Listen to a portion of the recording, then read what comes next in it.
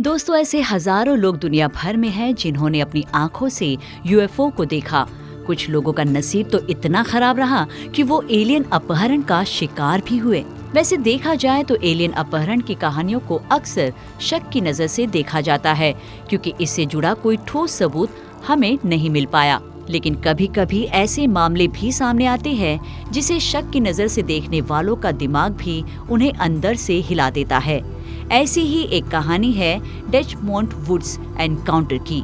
1979 की ये भयानक घटना यूके के सबसे दिलचस्प यूएफओ रहस्यों में से एक है। क्या ये कोई दूसरी दुनिया से आया हमला था या उससे भी ज्यादा कुछ अजीब? स्वागत है आपका विज्ञान 360 में। 9 नवंबर 1979 की एक ठंड सुबह जब जंगल में काम करने वाला रॉबर्ट बॉब टेलर स्कॉटलैंड के लिविंगस्टन के पास के जंगल की ओर जा रहा था। डेचमोंट लॉ के पास टेलर रूटीन पेट्रोलिंग करने जा रहा था। ये जगह बिजी M8 मोटरवे से कुछ ही दूर नए लगाए गए पेड़ों से घिरी हुई एक पहाड़ी है। जब वो जंगल के रास्ते से चल रहा था तब उन्होंने कुछ अजीब होता देखा। एक बहुत बड़ा गुंबद के आकार की चीज एक खुली जगह पर मंडरा रही थी। ये चीज 20 फीट चौड़ी थी, जिसका सरफेस गहरे रंग के मेटल से बना था। ऐसा लग रहा था जैसे ये क्राफ्ट किसी दूसरी दुनिया से आया था, जिसमें जलते हुए रबर जैसी बदबू भी आ रही थी। इससे पहले कि टेलर इसे देख कुछ रिएक्ट करता, क्राफ्ट से 2 छोटी गोलाकार चीज बाहर निकली। कांटों से ढकी ये चीज मैकेनिकल सेंटिनल्स की तरह उसकी तरफ लुढ़कते हुए आती दिखी। बिना किसी चेतावनी के उस चीज ने टेलर का ट्राउजर पकड़ लिया और उसे बड़े गुंबद की ओर खींचने लगे, जैसे वे उसे बंधक यानी हॉस्टेज बना रहे हो।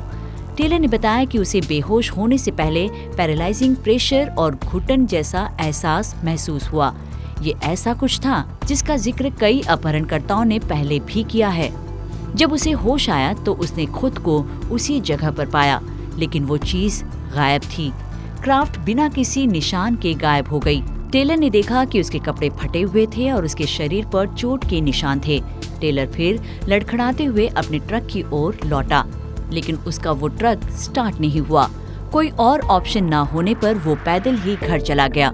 उसकी पत्नी उसकी कीचड़ से भरी और जर्जर हालत देखकर हैरान थी।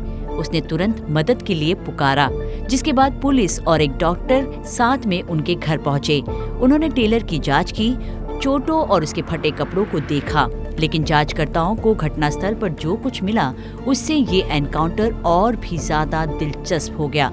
पुलिस को जमीन पर अजीब से निशान मिले, जिनमें सीढ़ी जैसे निशान भी थे। टेलर ने बताया कि ये जगह वही जगह है जहां क्राफ्ट मंडराता रहा। उस जगह पर गोलाकार निशान भी थे, जो छोटे नुकीले गोले की तरह ही नजर आ रहे थे।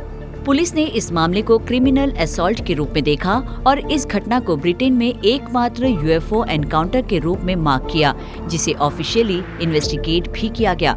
सबूतों के बावजूद इस घटना को शक की नजर से देखने वालों ने इसे लेकर ऑल्टरनेटिव एक्सप्लेनेशंस दिए। कुछ लोगों ने दावा किया कि टेलर को मिर्गी का दौरा पड़ा होगा। कुछ लोगों ने ये भी कहा कि ये एनकाउंटर नेचुरल घटना की पहचान की वजह से हुई हो सकती है।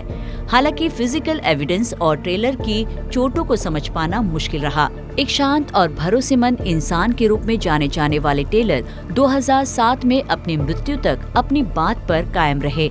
तो क्या सच में रॉबर्ट टेलर का एलियन से एनकाउंटर हुआ था, या ये अपने शहर में खुद को मशहूर करने के लिए उनके द्वारा कोई बनी बनाई कहानी थी? ये घटना हमारे सामने जवाबों से ज्यादा सवाल पैदा करती है। तो क्या ये किसी दूसरे ग्रह से कांटेक्ट का कोई सबूत हो सकता है? आपको क्या लगता है? अपनी राय कमेंट कर हमें जरूर बताएं।